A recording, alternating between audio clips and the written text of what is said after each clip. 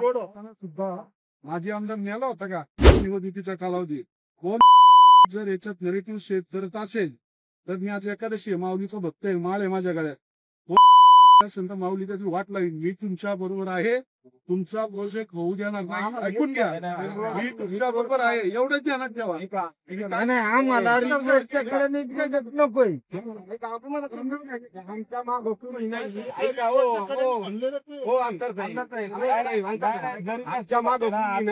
नाही कोण नाही, आम्ही सगळे तरुण पोर आहे बरोबर. आमच्या जमिनी गेल्या, आम्हाला कमी जमीन ऐकून घ्या. आता वेगवेगळ्या पक्षाचे घरावाल्याच्या मुलं झाले नाही. कोणत्याही पक्षाची असू द्या, मला काय म्हणायचे माहिती का, मी आमदार नसताना हे प्रोजेक्ट तयार झाले. रिंग रोडचा असू द्या, मी जिल्हा परिषद सदस्य होतो. तुमच्या लोकांमध्ये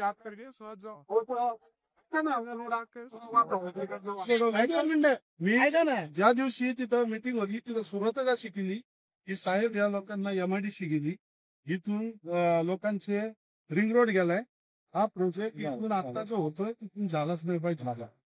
यावेळेस ते अधिकारी ज्यावेळेस कलेक्टरकडे आतमध्ये होते तेव्हा त्यांना सांगितलं की त्यांनी 3 प्लॅन आणि 4था प्लॅन आपल्या करंजविरे मार्गे आम्ही त्यांना सांगितलं.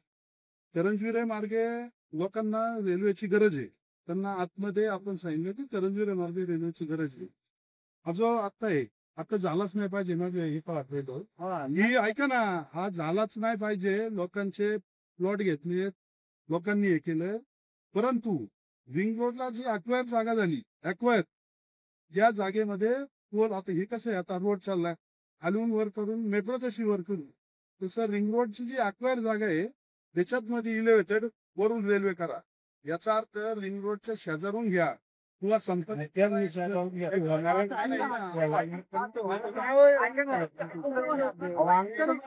मी तर त्यांनी लिहिले आता उतरले त्यांना एकरा जागा गेल्या आमच्या माहिती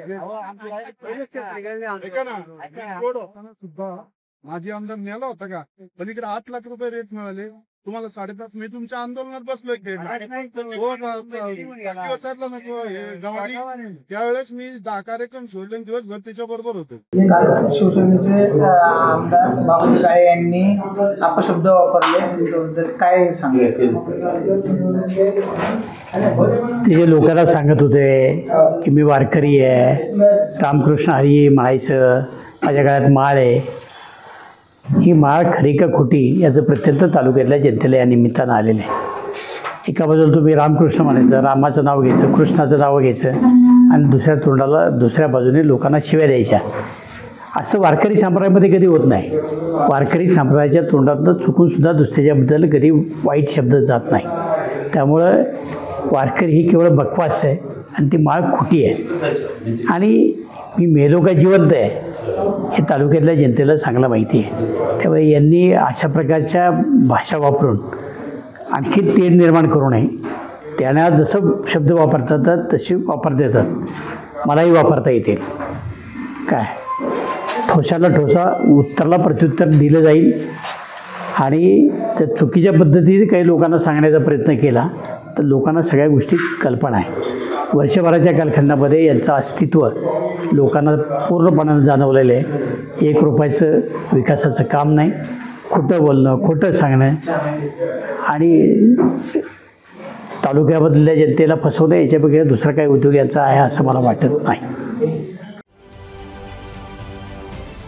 महाराष्ट्रातील सर्व बातम्यांचे विश्वासार्ह व्यासपीठ, सकाळच्या सर्व सोशल मीडिया प्लॅटफॉर्मला लाईक, फॉलो आणि सबस्क्राईब करा. तसंच सर्व नोटिफिकेशनसाठी बेल आयकॉन प्रेस करायला विसरू नका.